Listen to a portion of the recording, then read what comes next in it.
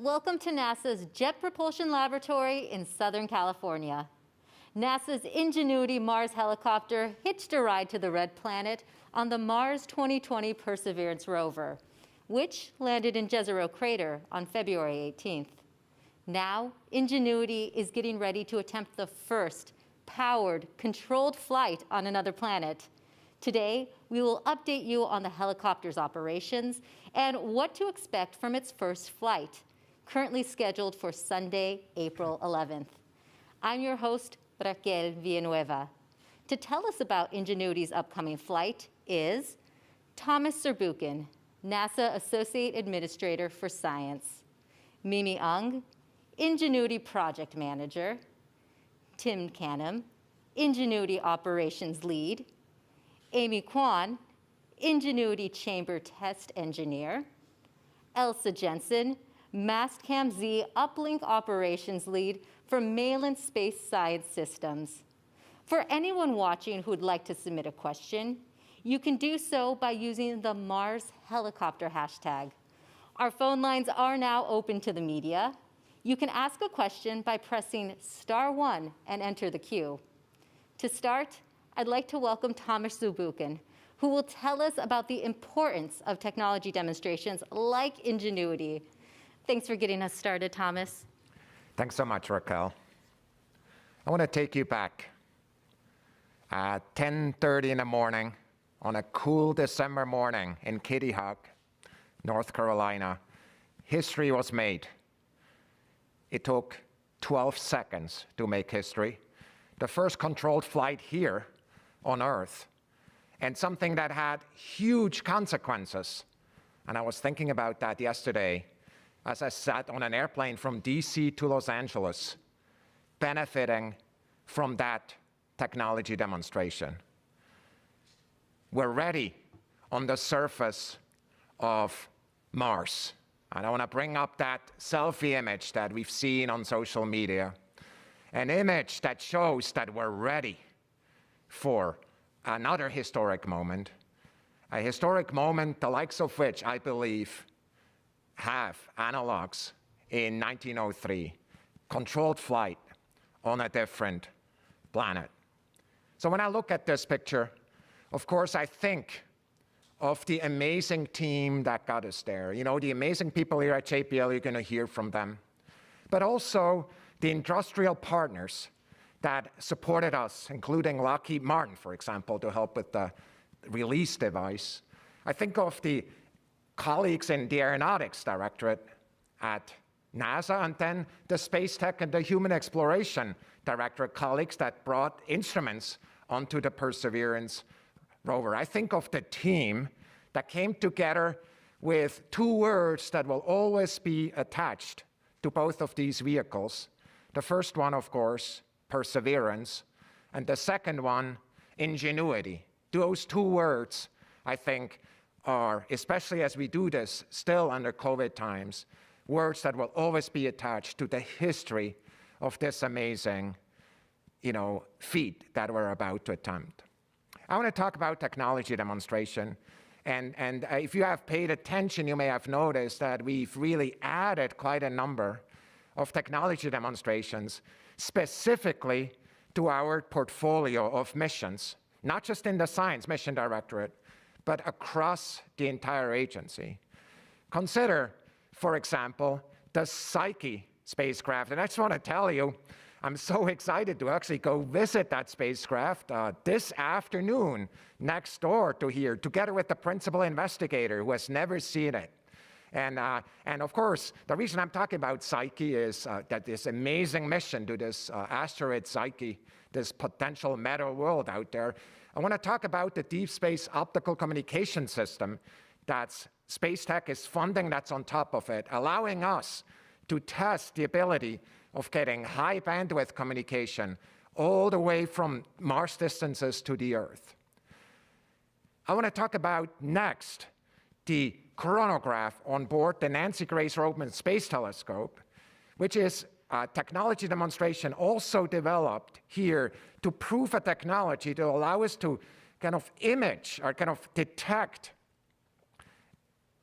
worlds, exoplanets, at brightnesses that are 20 million times weaker than the star in the middle, allowing us potentially to open up new ways of investigating these worlds as we're searching for other planets like our Earth, or planets that the likes of which we have no analogs of right here in the solar system.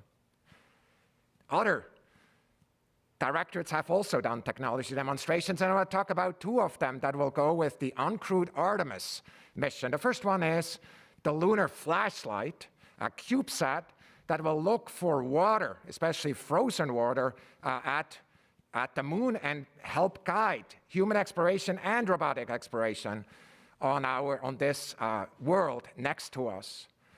The Near-Earth Asteroid Scout, which is another CubeSat that will go, with this entire Artemis mission, will look for asteroids that we could explore robotically and perhaps with humans in the future, with novel propulsion technologies that it's going to demonstrate.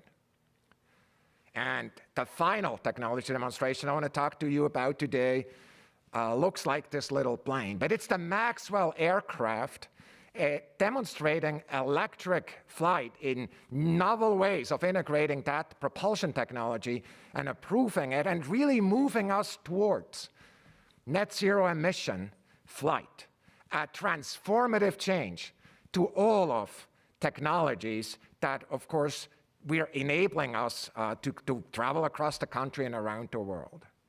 So these are some technology demonstration of many that are there that give us this high-risk, high-reward opportunity to really change the trajectory of what's possible, just like we want to see Ingenuity do in the next couple of days. And I'm so excited now to turn it over to Mimi Yang, who is, of course, has been the inspiring leader of Ingenuity. And I just really look forward to hearing from you now, Mimi. Thank you. Thank you, Thomas. Well, the moment that our team has been waiting for is almost here. Sunday, the first flight. You know, each world gets only one first flight. So as Thomas mentioned, the Wright brothers achieved the first flight on Earth. Ingenuity is poised to go for being the first for Mars. It's going to be a flight experiment. Flight experiments are as old as flying, right? So the Wright brothers' first successful controlled flight, powered controlled flight, was a flight experiment. Next picture, please. Everybody is familiar with this picture. And that was Wilbur Wright performing this flight successfully on December 17th, 1903. Few people know that that wasn't his first attempt. So in the next picture showing not successful flight, that was taken on December 14th, 3 days before in 1903. And the Wright brothers did not succeed. Well, history tells us that Orville and Wilbur took this setback as like true engineers, went back, looked at the data, reviewed the data, confirmed that their fundamental understanding of flying was correct, make the tweaks, went for it again, and succeeded. I love this picture because it's truly a flight experiment. And in fact, that night after the failure, Wilbur wrote that there is now no question of final success. So he knew that they had nailed the fundamental understanding. And, we have to test to advance. And that is what building first-of-a-kind systems and flight experiments are all about. Design, test, learn from the design, adjust the design, test, repeat until success. And so, same with Ingenuity, MarsHelicopter. We started with the fundamental question, really serious question of, is it really possible, whether it's possible to fly a helicopter on Mars? And it's challenging for many different reasons. Most important of all, the atmosphere at Mars is extremely thin, right? It's 1% compared to the atmosphere we have on Earth. And it is very cold at night. The vehicle we send there has to survive cold nights on its own. It has to charge itself. And the winds are new to us. On top of it all, this flight experiment that we are performing at Mars has to be operated from back here on Earth. All right, so we started with the analysis that showed how much we can lift, and then we took systematic, incremental design, test, and feed into the next level of designing and test, and from showing the capability of lift with a prototype vehicle in simulated Mars atmospheric environment in the 25-foot chamber here at JPL, we showed lift. From then on, we went to show that we can build, we demonstrated first full flight controlled flight, power flight in our chamber in 2016. We went on to then develop the full-up model that is needed, full system to fly a test at Mars, and thus we call it the engineering development model. We demonstrated full success test flight. We flew it successfully in our chamber in 2018, and then we built Ingenuity, which we flew in our chamber in 2019. So this is the result. The picture you see is a close-up photo of Ingenuity MarsHelicopter, taken very shortly before we packed it to be shipped to Florida to be integrated onto Perseverance rover. Thomas, actually, you were in the lab visiting us the day this photo was taken. So this is one of my 4 favorite pictures on this project. So this little 4-pound vehicle, the vehicle that you're seeing is 4 pounds, to date, as we speak, has been surviving on its own. The cold nights, the temperatures there get down to minus 90 degrees centigrade, like minus 130 degrees Fahrenheit. It's been surviving its own. It has been successfully charging. It's recharging its battery during the day. It has been communicating to its base station that resides on the rover, ultimately exchanging information with us. And we have fully confirmed that it has enough energy and power to perform this flight at Mars. And the flight at Mars is high power. Peak powers exceed 350 watts. So the vehicle is set. And the last time Ingenuity flew was here at JPL in the 25-foot chamber with us, with our team. And at that time, we said, next time Ingenuity flies, it will be at Mars. Next, please. Next is a picture of our team. Oh, there it is at Mars. You see it? On its own, little 4-pounder. And next, please. It's a picture of the helicopter team. Now, not everybody could make to this photo session. It's a large team and across the country. Here, a team at JPL, NASA Ames, NASA Langley, our industrial partners, AeroVironment, Qualcomm, Solero, Lockheed, others.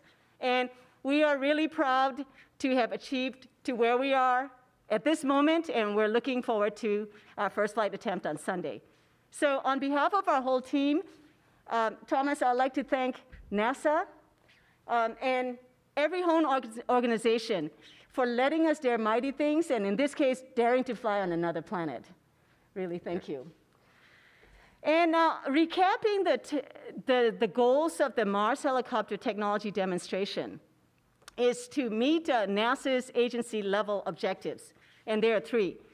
The first is to demonstrate on Earth that it is possible to fly a controlled power flight on Mars, and we have done that.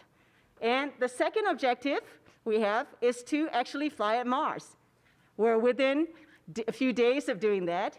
And third is to return data to inform engineers developing the future generations of helicopters for Mars. We have started receiving data, and so far so good, and we're looking forward to the data coming out. So now turning our attention to the first flight attempt on Sunday. So up to now, we have been talking to Ingenuity every day since Ingenuity was dropped perfectly by Perseverance rover to the surface. We have checked out Ingenuity's energy profile, very healthy, very good, we're happy. The thermal models have been checked out. The sensors have been turned on, computers are on, operating well. Rotor, the blades have been released, and we have finished testing the rotor operating low-speed spin at 50 RPM. So we have one final checkout test, and that's scheduled for today, and that's to spin it full speed, spin the rotors full speed to the flight RPM. And after that, we will be set to go. So far so good. Knock on wood. So we have chosen the time of the first flight to be 12:30 p.m. Mars local time, and this time is picked between assessment of wind conditions and assessment of having sufficient energy and power for Ingenuity to perform a robust flight. So in parallel, we have been communicating with the META team on the Mars weather at Mars. META is the weather instrument on the Perseverance rover.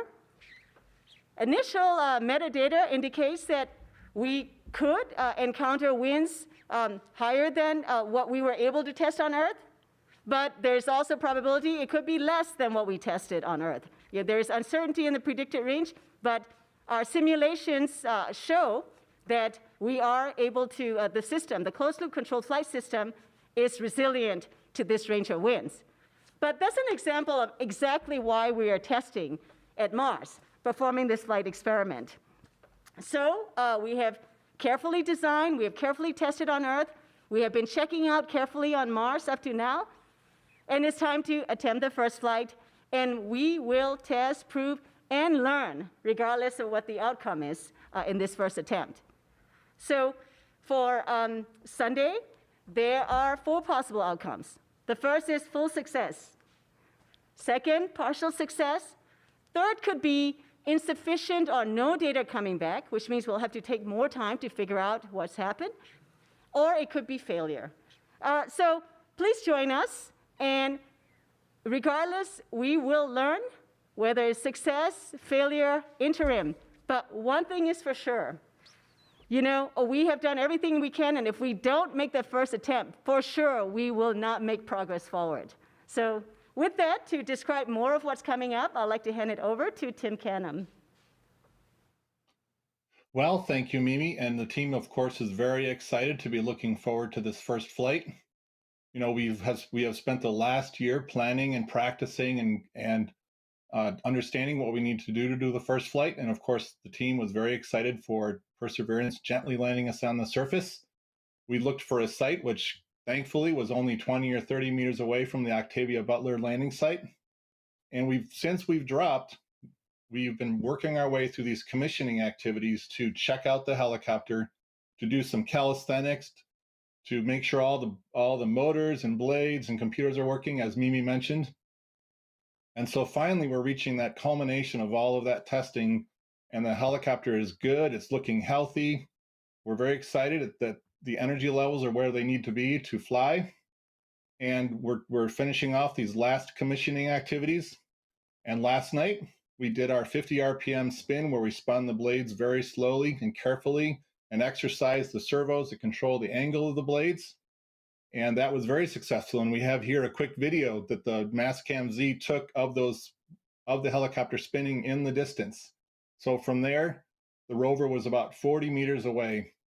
And so we're able to look at the telemetry in very good detail and verify that the blades moved and the blades spun as expected, and it looks very good. So what's it going to be when we fly? So the flight, as Mimi mentioned, will happen at 12:30 in the afternoon on Mars time, which will be about 8 p.m. on Earth time on Sunday. And then later on in the evening, the data will be relayed back to Earth by the Perseverance rover through an orbiter, and then we will be waiting here in the control centers at NASA for that data to come in. We're expecting that data around 12 midnight, early Monday morning. And so what's the first flight going to be? It's going to be a very careful flight just to do the very first checkout, because it'll be our first flight. And we're going to lift off. We're going to go up to about 3 meters. We're going to rotate in the direction of the rover, and we're going to take a picture, and then we're going to settle back down. The whole flight, from the moment the blades spin up until we land again, will be about 40 seconds worth of time. That's the time we felt safe doing it on our first flight, given the energy levels that we're seeing, and we want to make the very first flight a safe one. As you can see in the accompanying animation, that's what the flight will look like. So one of the nice things about the helicopter is that it has cameras on board, and we have a downward pointing black and white camera that we use to do our navigation. It's fused with other sensors like an inertial guidance sensor and an altimeter. And as we're flying, we're taking pictures 30 times a second of the surface, and the software is detecting features. And then as the helicopter moves, those features move with it, and the helicopter can do an estimate of what the rate and direction of the helicopter motion is. So that black and white camera is our primary camera that we use for navigation. Here is a picture that we took downward facing on the day that we dropped. And you can see it's slightly overexposed, but we've been tuning it over the last few sols to get better pictures. But that's really the view, what the helicopter is going to see while it's flying, and it'll pick out those features on the ground, the rocks. That was one of the reasons we selected this terrain, is because the features are very nice for that feature tracking. So as those features drift, the software can detect that drift. Secondly, we have a 13 megapixel color camera that's pointing towards the horizon. And that picture, will take a few of those pictures during each flight so that we'll get a live picture as we're aloft. And here's a picture underneath the rover on the day that we dropped. Now, there was a picture that went out that was a low resolution version of this picture, but in the meantime, we've been able to retrieve the high full glory 13 megapixel picture. And that will be out on the NASA website soon. So this is kind of an idea of what kind of resolution that we'll get from those pictures as we take them. So what will we be doing the night of the flight when the data comes in? We have our downlink team that will be watching carefully as that relay happens from the rover through the MRO orbiter back to Earth. We'll see the data show up in the data center, and then our downlink engineers will start to decode all that data. And the first thing we want to do is to verify that we got the data correctly. And at that point, once we confirm that the data has arrived, we will turn it over to Hovard Grip, who is our chief pilot, and he will look for very specific events in that data that indicate that the helicopter took off, did the hover, did the rotation, and then came back down and landed successfully. So that's the first thing we'll look at. And then what we'll do is we'll jump to our altimeter data. We have a laser altimeter, and we'll do a plot of that altimeter data to see that we rose, hovered, and then came back down. And at that point, we'll be able to confirm, yes, we did really take off. And we'll be able to then look at images, that black and white navigation camera that I mentioned. It will be taking these downward pictures, and we'll be taking some images as we come down that help us check for sure where we landed. And so we'll be able to see that on the day of the flight. The color camera pictures that I mentioned, we will be downlinking them the day after the flight. So we'll be very excited to see what kind of picture was taken during that flight time. Once you've seen the altimeter, and the helicopter team is super excited because we've confirmed that we did that first flight, then we should be able to see some imagery from the rover itself. The rover is going to use that magnificent Z-Cam instrument to attempt to take video during the flight. We've been practicing that over the last few sols with the blade release and the 50 RPM spin to try to synchronize our timing, and so far it's gone really, really well. So we thank the Mastcam Z team for that. And so on the day of the flight, when we're downlinking that data, once we confirm that we flew via that altimeter data, then we can turn it over to the rover team and see what kind of imagery they got for the actual flight from the rover itself. So we're really excited. It could be an amazing day. We're all nervous, but we have confidence that we've put in the work and the time, and we have the right people to do the job. And so at this time, I want to turn it over to Amy Kwan, and she can give some history on how we actually tested the helicopter for this momentous moment.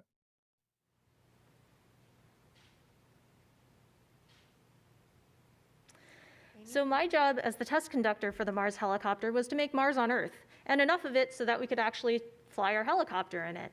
We needed to test Ingenuity because it's very difficult to fly on Mars. The main reason is that the atmosphere is very, very thin. It's about 1% of the density of Earth's atmosphere at sea level.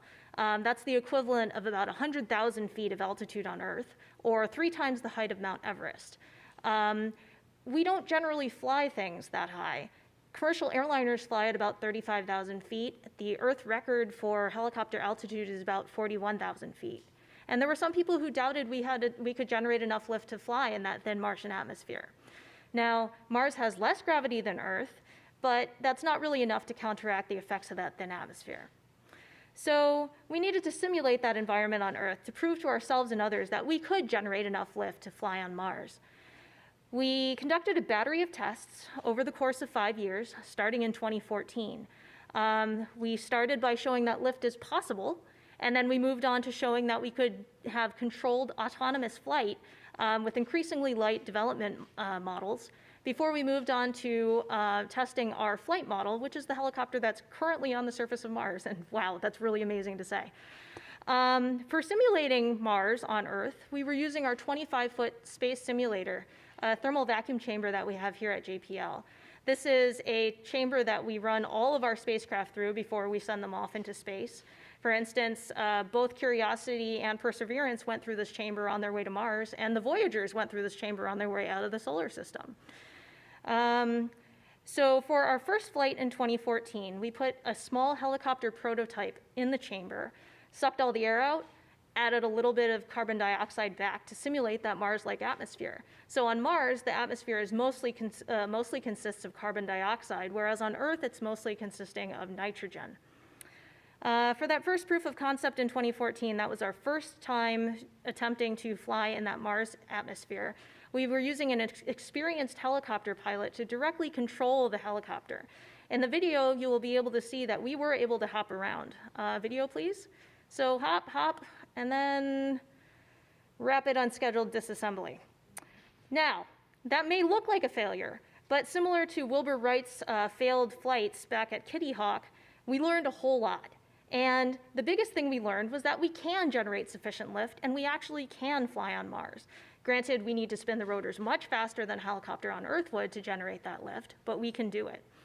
The other thing we learned is that because of that thin atmosphere, things happen too quickly for a human pilot to be able to react in time. Think about it like if you were driving your car and you turn the steering wheel the tiniest bit to stay in your lane, and suddenly your car was doing donuts. So between that and the potential distance between Earth and Mars, which means that there is a time delay between when you send a command on Earth and when it's received on Mars, we decided that this helicopter needed to be able to fly on its own. That means we could upload a given flight profile to it, and then we tell it to go, but then it would have to do everything else on its own. So by 2018, we had incorporated all the data from the previous tests into testing this engineering model in our vacuum chamber. Can I get this video, please? You'll see that the helicopter spins up, climbs, turns, and translates all on its own. Here we have the climb to that 1 meter height before we turn around and then do our translation. And then by 2019, we took all the data from all our prior flights and tested the helicopter that's now on Mars. This is video from that test. What you may notice is there's a string coming from the top of the helicopter. We use that to mimic gravity on Mars. So it's giving the helicopter just a slight boost so that the rotors are only lifting the Mars weight of that helicopter. Think about it like if you're helping a child on the playground cross the monkey bars and they can't quite hold on. You're just giving them a slight little boost. To successfully conduct these tests, the helicopter team had to predict how the helicopter would behave in that Martian atmosphere.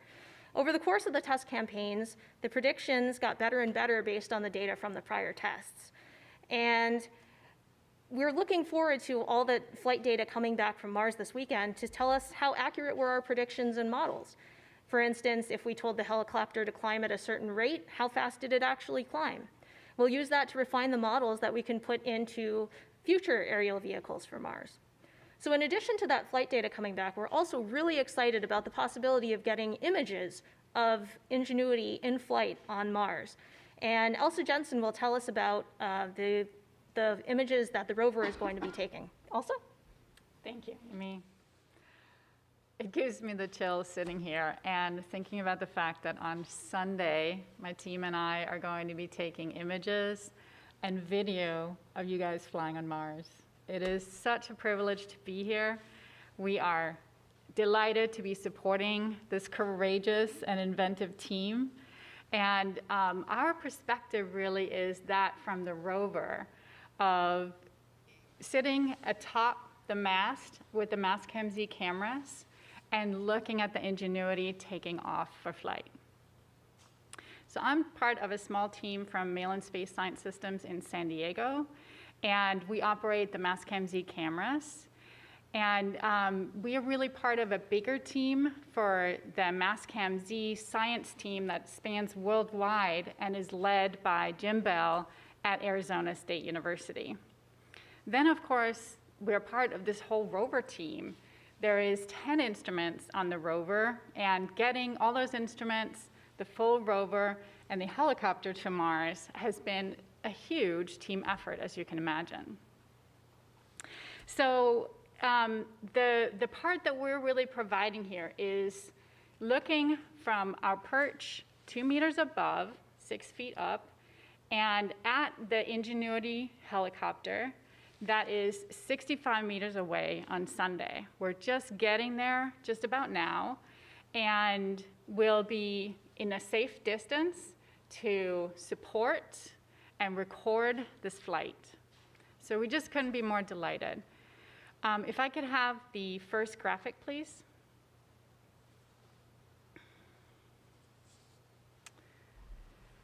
This is a selfie. And what I love about this is that we can see the rover and the Ingenuity helicopter next to each other. You can really see their relationship on Mars.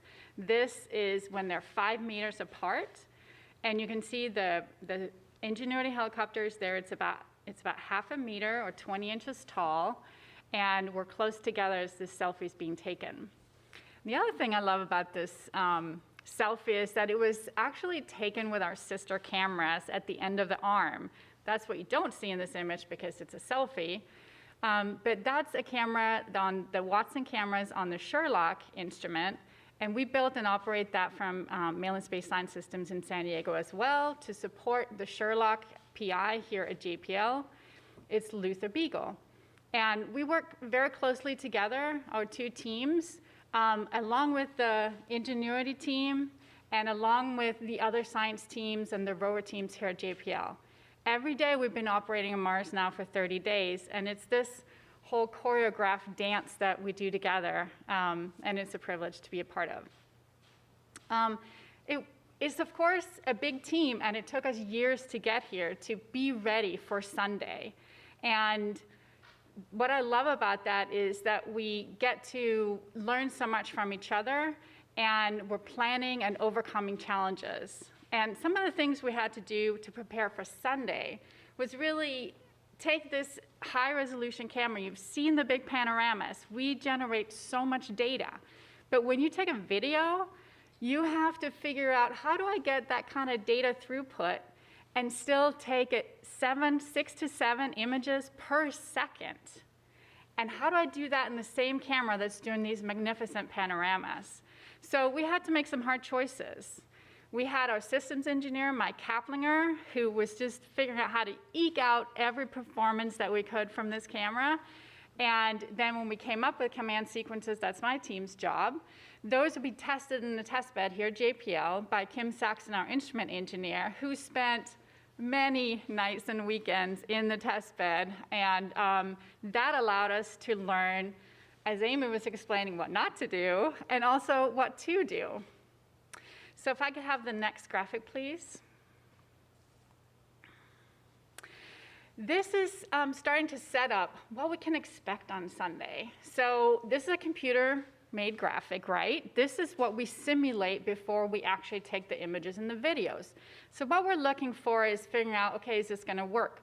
What you see here is a little bit of the rover in the foreground, and we're looking out towards Ingenuity, these 65 meters or 200 feet away. And it looks, this red frame that you're seeing is the actual framing of the picture of the video that we'll be taking. And we're making sure, of course, that Ingenuity is in it. What you probably can't see here is that there's a tiny helicopter in there, little graphic of it. And what we want to make sure of is that we catch the flight. Remember how Tim was explaining how they're going to go up 3 feet? 3 meters, of course, about 10 feet up into the air. So we want to make sure we can catch that into our video. But as you can see, when you're looking from the rover, it's going to be pretty small. Let's zoom in and see what we can see. Here you go. Now Imagine this red frame again is what we're actually capturing in our video. Imagine that on your computer screen. Do you think you can see the helicopter? Can you find it there? Well, we'll see on Sunday. Check it out.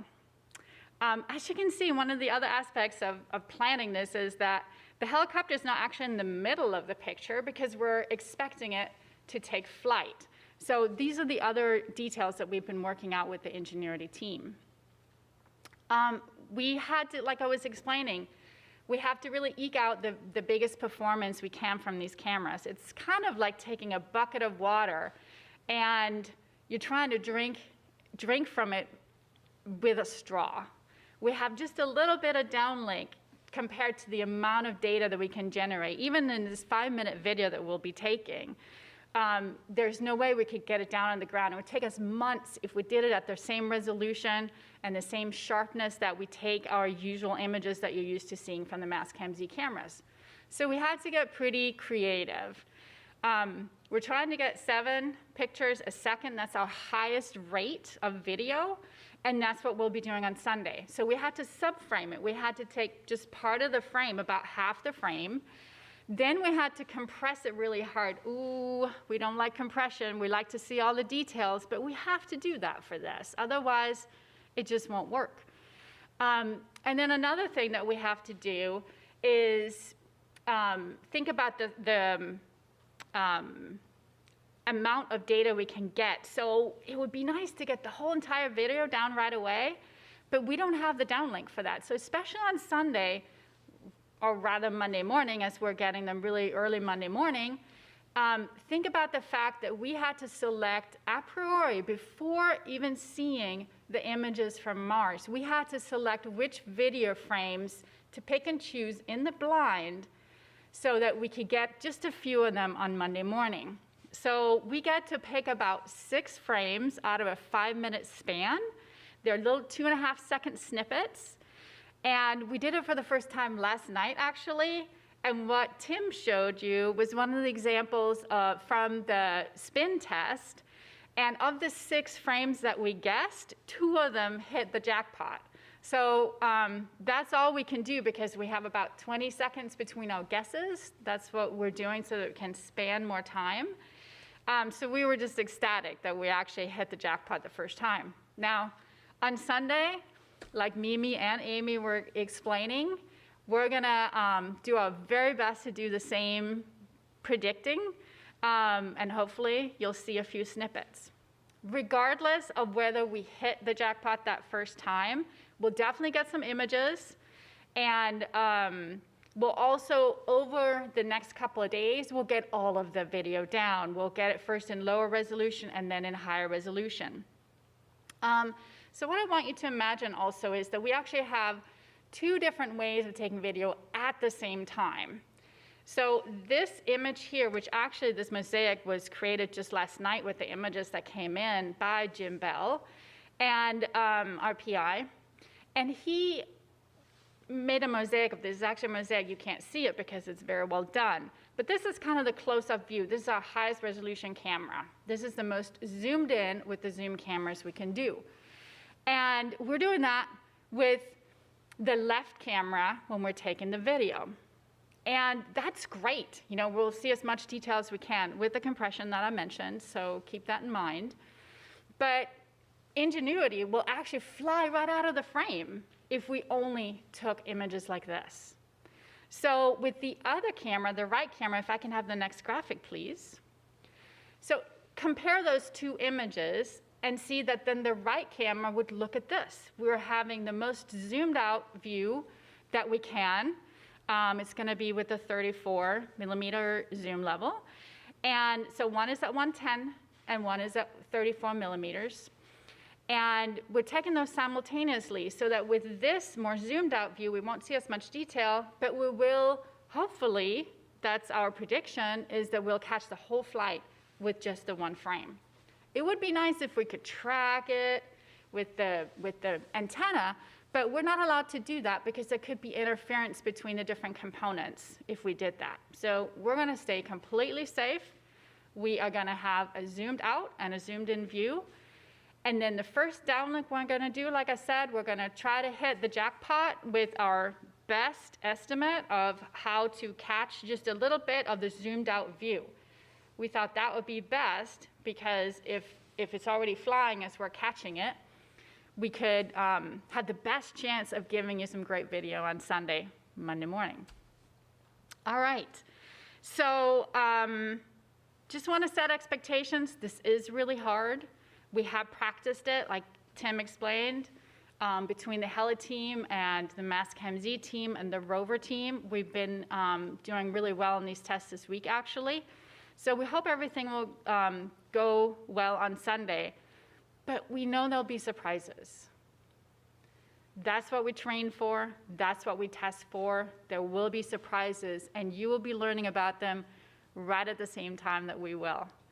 So let's all get the popcorn, sit in front of our seats on Sunday, Monday morning, and let's see Ingenuity take flight. I'm so excited.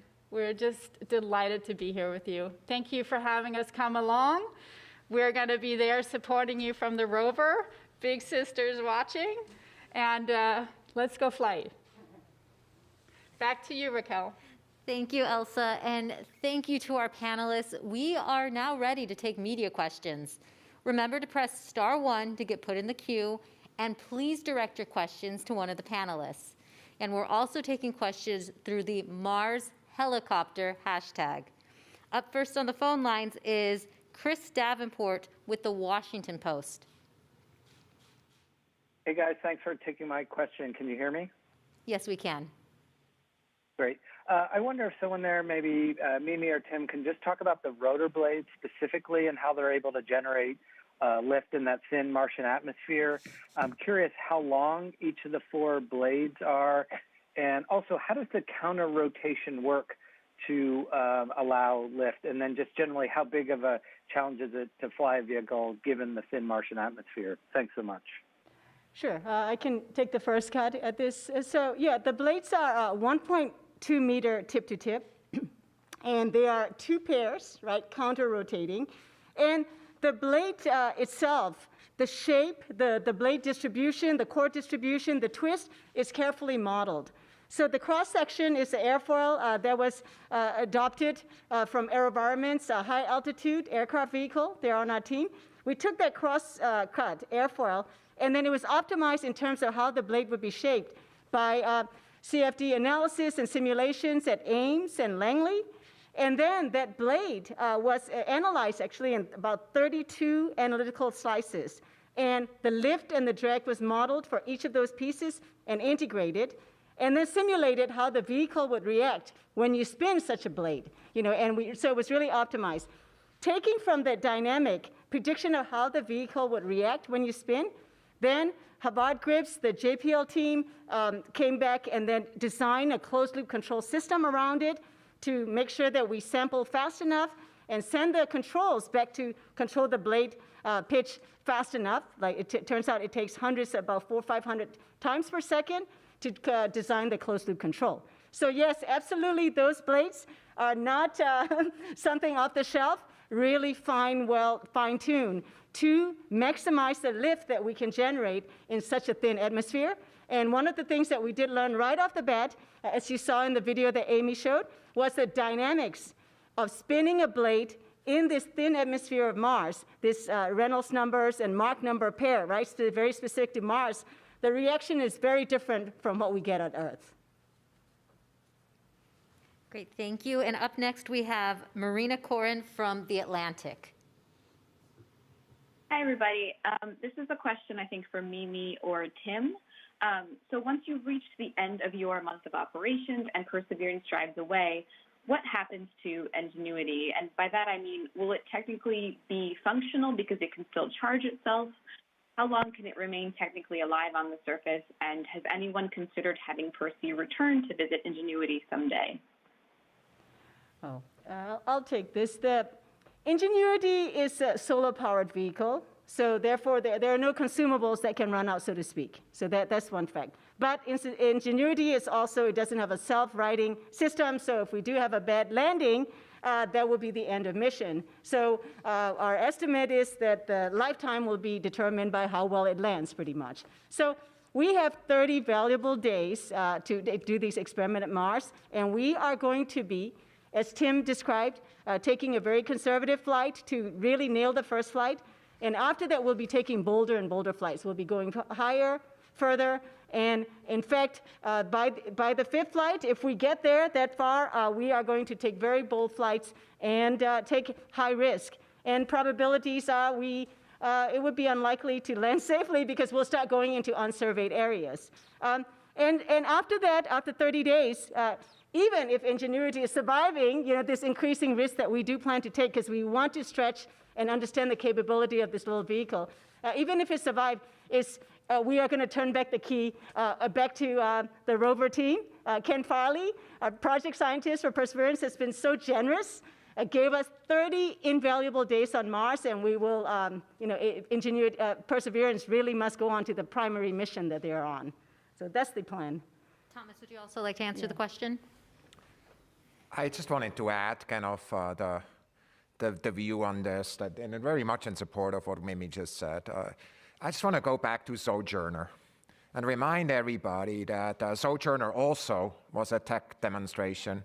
A tech demonstration, by the way, without which we could not imagine Perseverance. We could not imagine Mars sample return, which was really pioneered with this. And for me, what Sojourner did exactly what Mimi just said, which is if you want aggressively punch out the space in which it can operate, taking risks, excessively larger risks. And the month of Ingenuity will really be a demonstration of the capability that is there and leading to the very success, I think, in the long run that Sojourner has. A success that at the time of Sojourner, of course, was not imagined that we could be sitting here with Perseverance there on Mars sample return. Can you only imagine what will happen after this month of Ingenuity? Just 2 decades from now or 1 decade from now. Thank you for your answers. Up next is Elizabeth Howell from space.com. Hi, everyone. I think this question is for Mimi. If and when you get those first views from Ingenuity and Perseverance of the flight, what kind of feelings will it evoke in you? And also, are you planning to use Percy's microphones to record audio of the flight? All right, I'll give the first part, and I am going to have Tim Canham also jump in. So the images, it will be inspiring. It's really hard to imagine, how I'm going to feel because our team, to be frank, has never let ourselves celebrate fully because we've been waiting for really this first flight on Mars. So I believe I'll be really excited to see.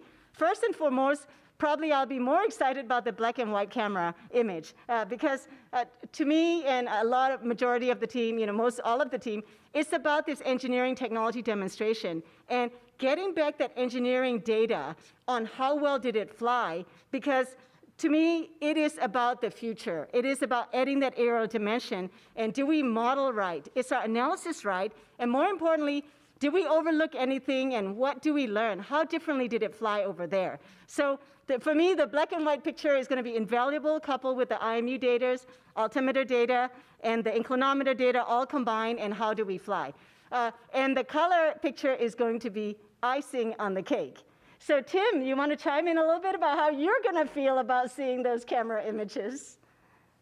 Yeah, well, naturally, the team's been working really hard to be ready for this moment. And so when we see that the data from that first flight and it works, it'll be an incredible moment, the culmination of all this work and all the hopes that we've put into it. And yes, Mimi's right. The primary purpose of this project is to get that detailed engineering data that we can see the performance of the vehicle, and then that data can be used by future projects to make even bigger and better helicopters. But at the same time, getting a color image while in flight will be exciting from an outreach point of view. People will get to get that aerial view of what the helicopter is seeing, and it'll be amazing. You've seen that picture that we've had out. Can you imagine that picture being that nice 13 megapixel picture? We're seeing the dirt right now in essence, but as we go aloft to 3 meters and then eventually to 5 meters, getting that panoramic view of Mars from 15 meters up will be amazing. And there was a question about the microphone. SuperCam, the instrument, has a microphone, and we're not going to do it on the first flight, but we're in discussions about subsequent flights, maybe using that camera microphone to point near where the helicopter is and try and get some audio. It's very touch and go as to whether we would even hear anything at that distance. But as I said, discussions are ongoing. We might give it a try. Worst comes to worst, we'll get a lot of nothing, but who knows? Maybe we'll catch the sound of the helicopter lifting off. Great. Thanks, Tim, and thank you, Mimi. Up next is Paul Brinkman with UPI. Yeah, hi, thanks. Just a little bit more about the images. So I guess this question is for Elsa Jensen, but how do the helicopter and the rover transmit images? Do they communicate with each other back and forth, and what is that link like? And then do I understand correctly that at the early morning press conferences, we're only going to have black and white images? Is that correct? Great questions. There's actually two parts to what you're asking. So the part that we're doing from the Mastcam-Z side, again, perched up at the top of the rover, we're going to be looking with our Mastcam-Z cameras. They're in color. We're going to use the color filters, the RGB for that. So all of our images and our video will be in color. Now, that imagery will be sent from the rover to the orbiter, back to Earth. So there's that whole path. And then the other part of what you're asking, I'll pass on to Tim, because that has to do with the images coming from Ingenuity, and the helicopter team is taking those images. So Tim, do you want to address that part? Sure, and in many ways, we follow a similar path as the Mastcam-Z. The helicopter does its flights, and it's taking this detailed data during the flight, and then we land. But right after the flight, we have used up a lot of our battery energy, so we don't have a lot of excess energy to spend time transmitting the data back to the rover. And so on that first transmission day, the first downlink day, we're going to concentrate on getting back that detailed engineering data so that the team can analyze what happened. And part of that engineering data is that black and white downward pointing camera, because that's used by the team to relocalize the helicopter to figure out exactly where it landed. But the data follows a very similar path in that the helicopter has a radio link back to the rover. We have our helicopter base station on the rover, which has its own storage. And then that storage gets copied back to the rover and then sent down to Earth. So on that first sol, we're going to transmit those black and white images. We're going to get summary data of the flight. We don't have, again, the time to transmit on the radio, the very detailed logs of the flight. And then we're going to let the helicopter go to sleep and recharge its batteries. On the following sol, that's when we're going to wake the helicopter back up, and we're going to transmit that color image back to the rover for downlink to Earth. So that's the first time we'll see it. And then in subsequent sols, we'll be transferring more and more of that very detailed engineering data that's kind of the prize of this project, and doing even deeper analysis on that. So the helicopter and the Mastcam-Z don't talk in the sense that the two devices on the rover don't talk, but of course, Elsa and our team have been talking a lot about how to synchronize our timing to make sure that the Mastcam-Z gets the images at the right time. So there's human synchronization, but not necessarily rover to heli synchronization. And Elsa and our team have been very excited, and we've been very excited at the great images we've seen from them. Up next, we have Andrea Linfelder from Houston Chronicle. Hi, thank you. This question's for Mimi. I was hoping, you could help us understand a little more just why it's hard to fly in the thin Martian atmosphere. Like, I get that it has to be lighter and faster, but why exactly? What is it that makes it difficult?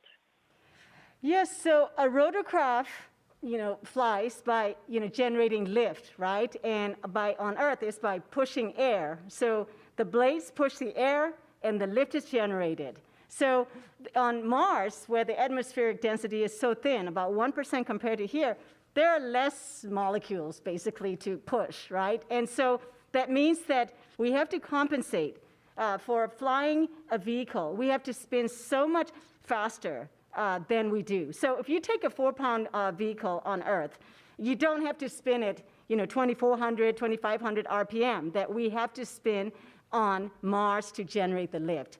So that's the first and foremost. Just aerodynamically, it is extremely difficult to generate lift when there isn't enough, atmospheric elements to generate lift from.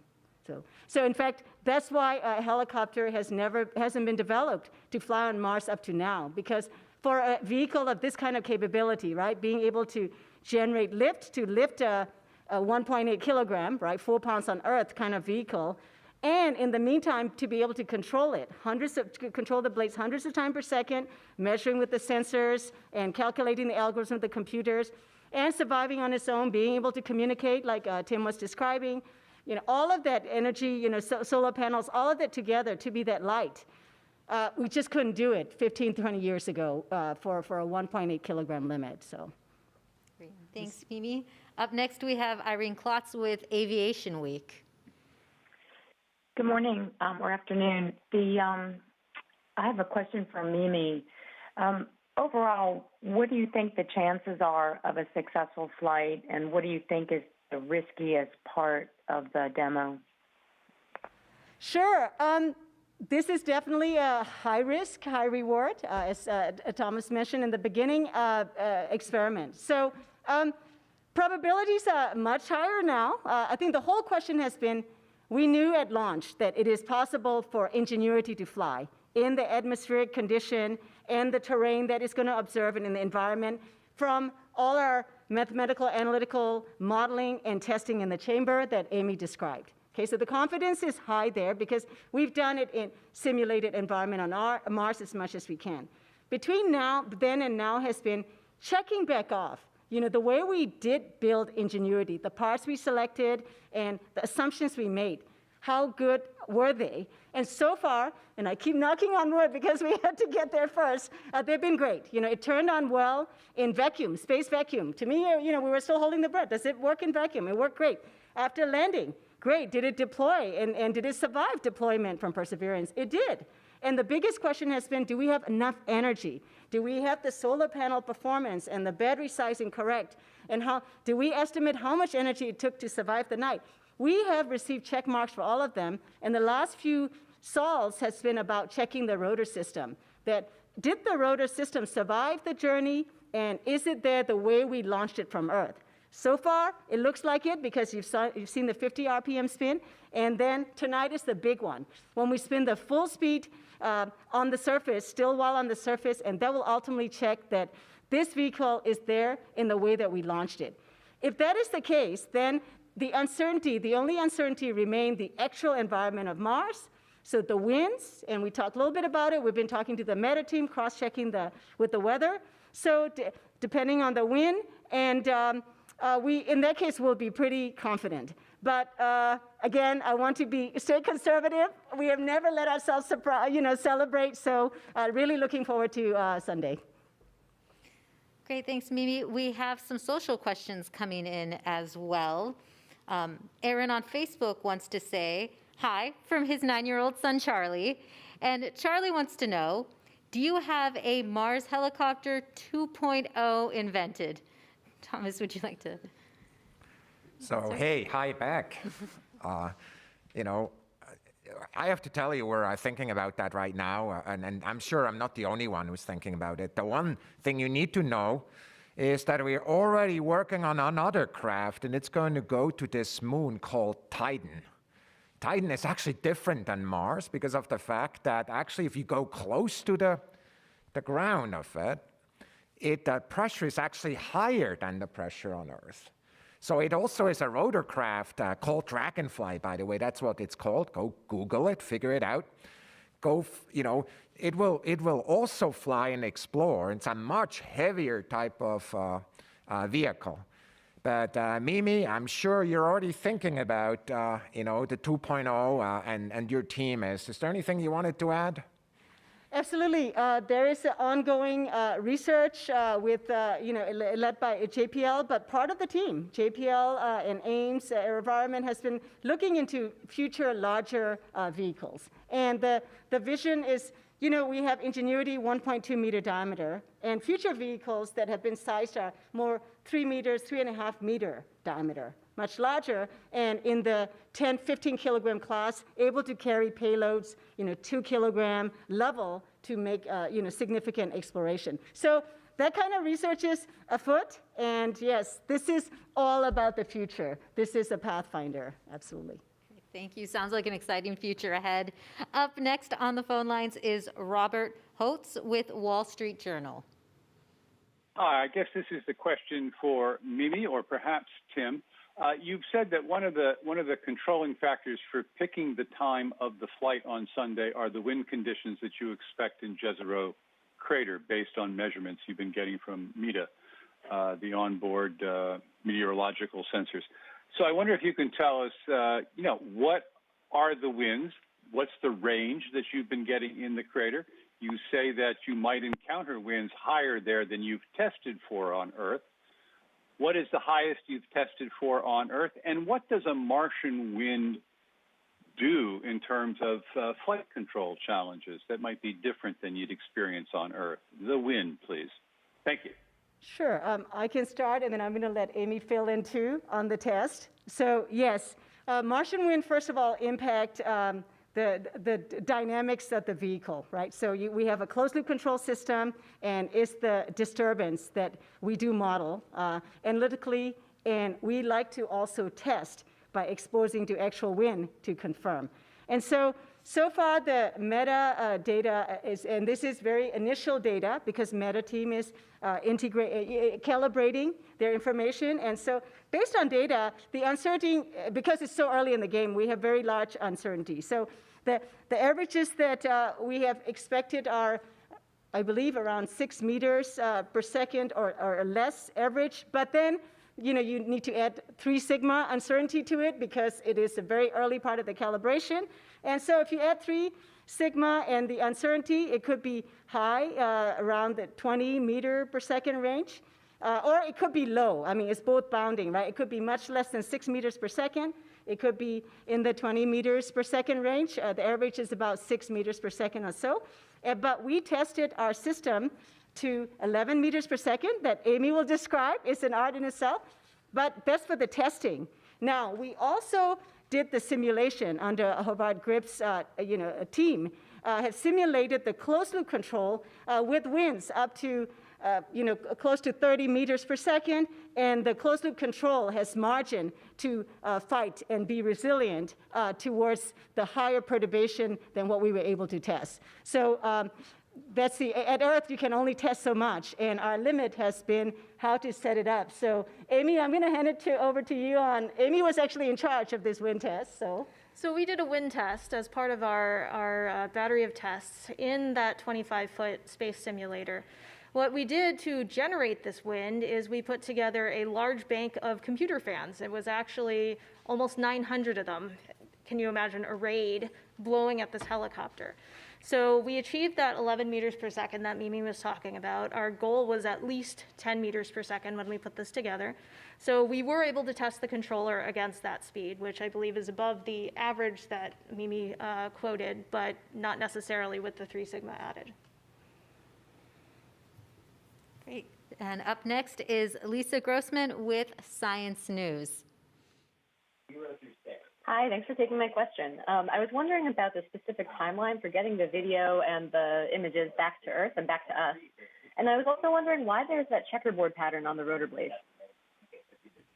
Okay, many people, I'll leave it to Elsa and Tim to answer the timeline, and then I can take the checkerboard. So. Okay. Yeah, I will start out, and Tim, you can add some more detail. We will be getting the first video snippets that I described.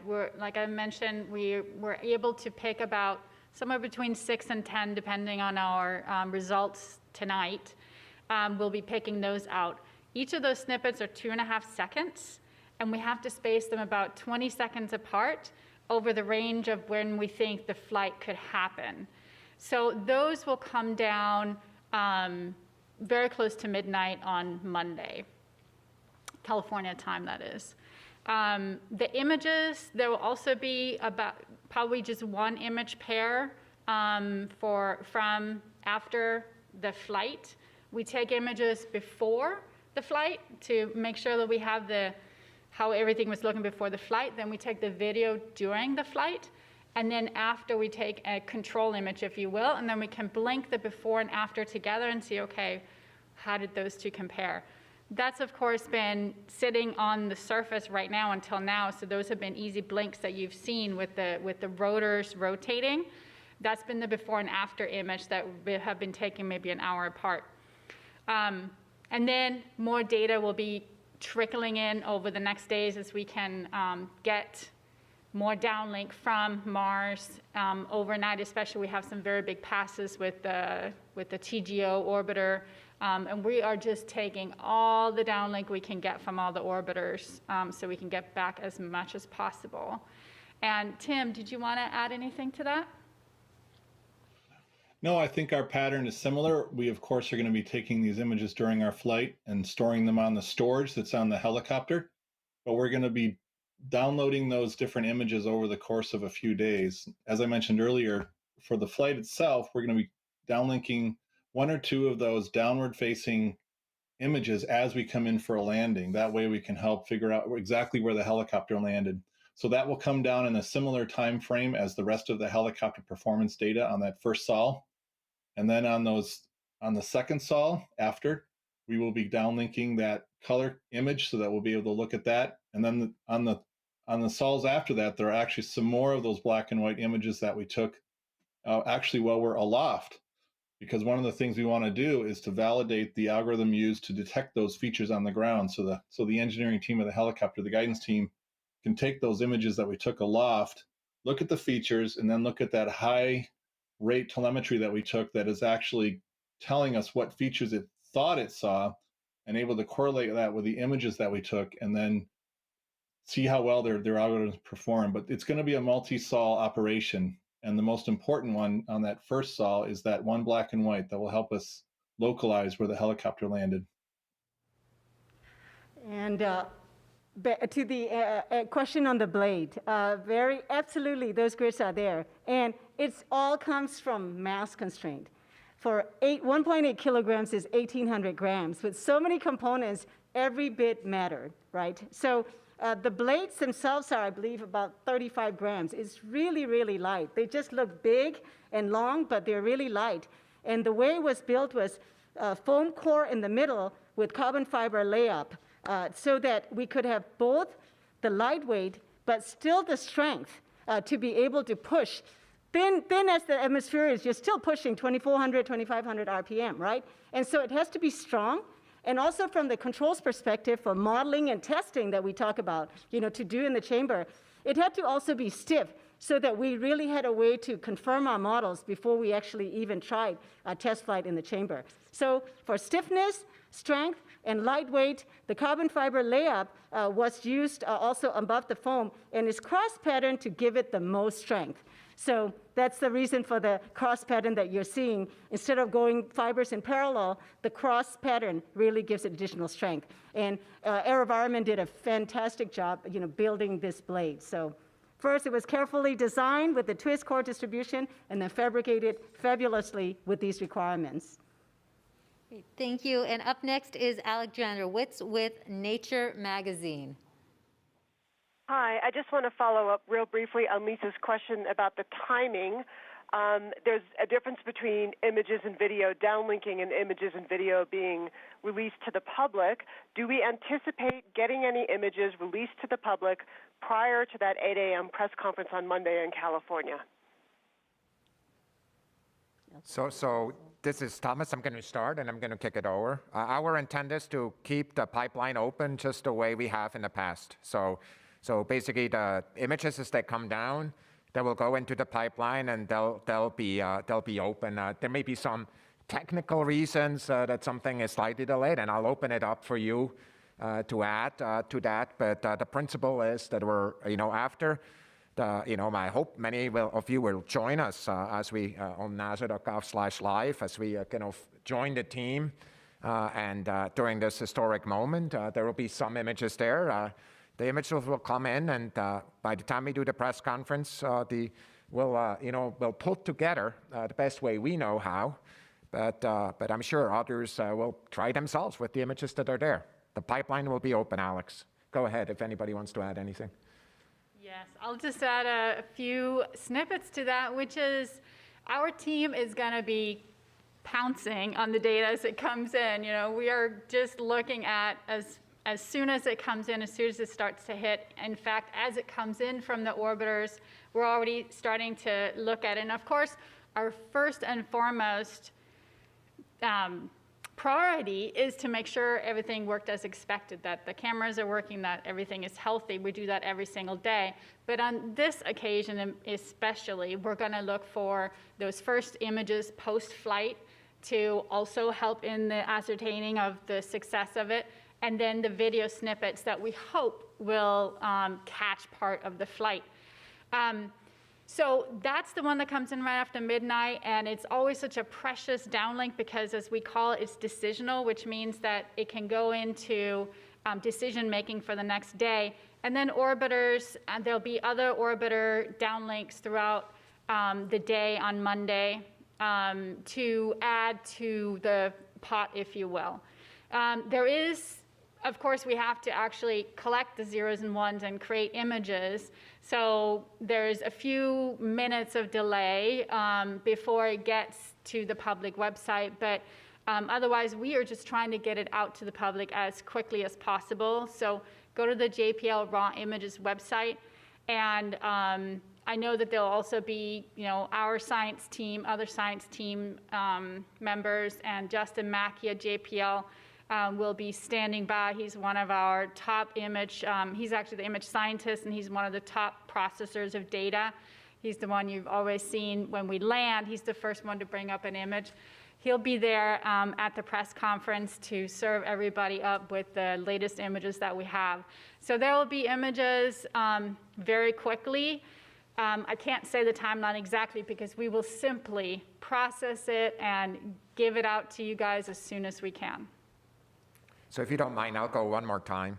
And I just want to just ask you all who are excited about these images for patience, in a sense that, the good people that you hear talking about it, and their entire teams will work at whatever is the speed that they can to get this out. But just because of the sheer amount of images, there will be some delays, obviously. But it's not because of any other reason than the team needs to work through it and make the data useful as it gets out. So I just want to ask the public for patience as we work through this, again, during this pandemic period, and that still at times makes it a little bit harder to get things out. Just want to tell you that the team, I have been just so proud of what the team has done from the moment we have landed on Mars, kind of getting these pipelines opened there and getting so many excited around the entire Earth, getting excited working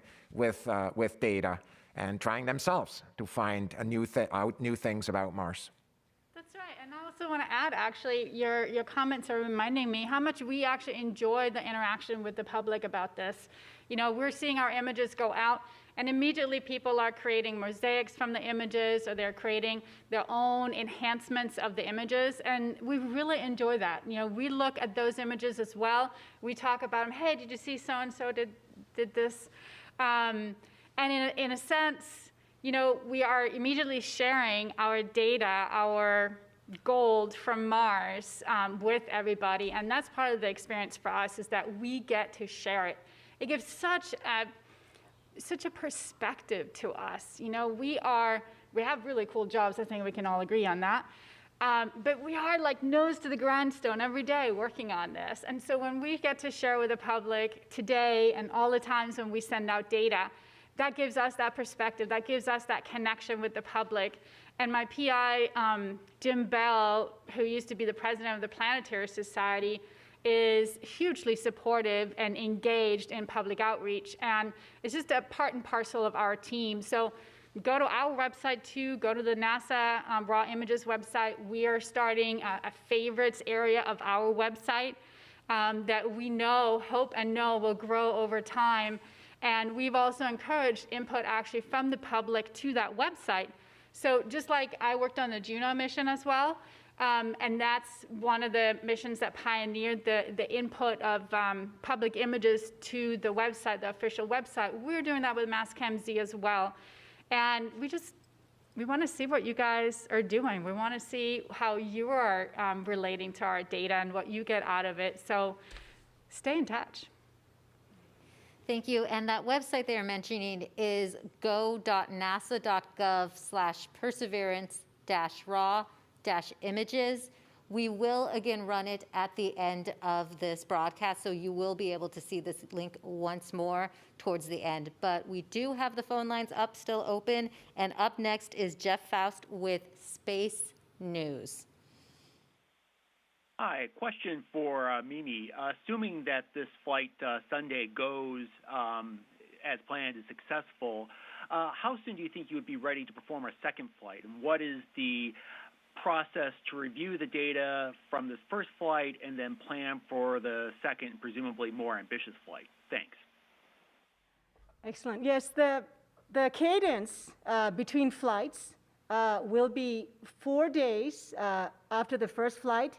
And then if we are happy with that, we'll go on to 3-day cadence. So meaning after the first flight, we're going to let the vehicle have a rest day so that we can again confirm the energy model after its very first flight. So that's a different, just for the first flight. And we start, as Tim Cannon mentioned, we start to bring our high rate data back over the 2 days after that. And that's where our treasure is. And I have to emphasize this.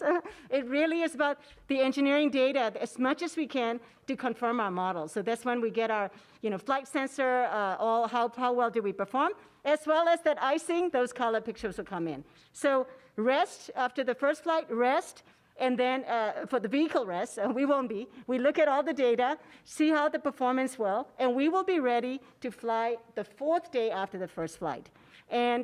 And then after the second flight, then we will just be in 3-day cadence. Fly, the next day get the first set of high rate data, and then the next day after that get the last bit of the high rate data. And in those 3 days, 2 days following, we'll be ready for the 3rd flight, the 4th flight, et cetera. In terms of more ambitious flight, absolutely, we're going, as Tim mentioned, we'll go up to 3 meters in hover, but in the future ones, we'll go up to 5 meters, start going laterally, first modestly, and then we'll go on further to 50 meter out and back. And then once we get to 4th and 5th flight, we'll have fun. We really want to push our vehicle to the limit. It's not every day that you get to test a rotorcraft and do an experiment on Mars. So after the 3rd flight, just warning, we are going to be very adventurous. Go crazy with it, yeah. Well, thank you for that answer, Mimi. And we have a social media question coming in. Tim on Facebook asks, will the weather station on the rover allow or deny the flight if wind is excessive? It's a question for Tim from Tim. Sure. Well, hello, Tim. This is Tim. Nice to meet you. So the Meta instrument has its own data set that, again, follows a path where they take the data and then they downlink it to Earth, and the Meta team decodes all that data on their own. So the weather on Mars tends to be more or less the same across many sols. So when we get a weather report as a team, it's really getting a history of the weather plus those wind predictions that Mimi mentioned. So because it's really these 2 separate teams processing their data, the weather station on the rover has no decision-making process on the day of the flight to stop or allow the flight. There's no connection on board the rover where the weather station can tell the helicopter, you can't fly today. So that connection isn't there. It relies on the experts on the ground on both teams to decode the data and come to these reasoned engineering judgments as to whether or not we should fly. Great, thank you, Tim. And we have another social media question. Javi on Facebook asks, what is the speed of sound on Mars, and can the tip of the Ingenuity blades exceed this speed? Amy? We are going to be flying at about 0.6 Mach on Mars.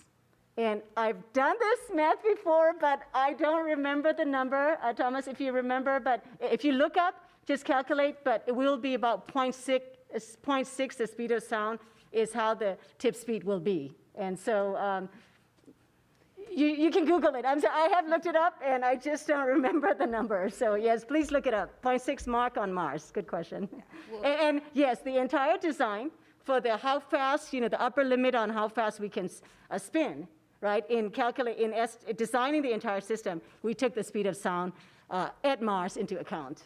Great, thanks, Mimi. We'll work on getting you those exact numbers. Up next on the phone line is Matt Kaplan from Planetary Radio. Hi, everyone. Thank you for this. Really thrilled, looking forward to Sunday. Going back to Thomas's comment about Dragonfly, that maybe Mars and Titan don't have a lot in common, but Mimi, I'm wondering if you are trading information with those folks, and I'm sure they have high hopes for your success. Oh, yes. In fact, Michael Rixkevich, who leads the space division in APL, where Dragonfly is being developed, Michael Rixkevich was our independent review team chair throughout the lifetime of Ingenuity MarsHelicopter development over the years. So yes, and while Dragonfly is flying in the thicker atmosphere, right? So it's a different kind of vehicle. It's heavier.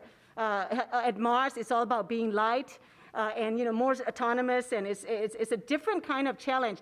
However, where we can learn from each other is with being the first rotorcraft and a flying vehicle on another planet, or in the case at around a moon with atmosphere, but not at Earth. It has been a challenge that Amy described, and described more. How do you test this vehicle, right? So you have the fundamental models. Yes, you spin, you generate lift, and control fast enough, you can fly.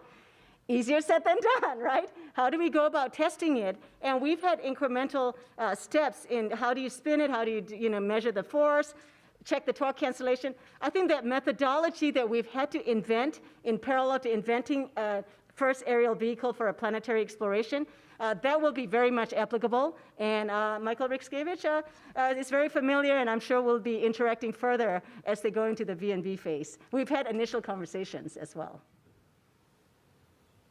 Thank you. And up next on the phone lines is Dan Sweet from Rotor Magazine. Good afternoon. I appreciate the enthusiasm each of you are showing for your segments of the mission. I can't even imagine what this is like for you. My question is for Mimi, Tim, or Amy. You've developed some pretty interesting new technology for Ingenuity, including the high-altitude flight, the high rotor speed, and the feature tracking camera for navigation. How do you anticipate this technology might translate to advanced air mobility or urban air mobility flight that's currently being developed here on Earth? Sure.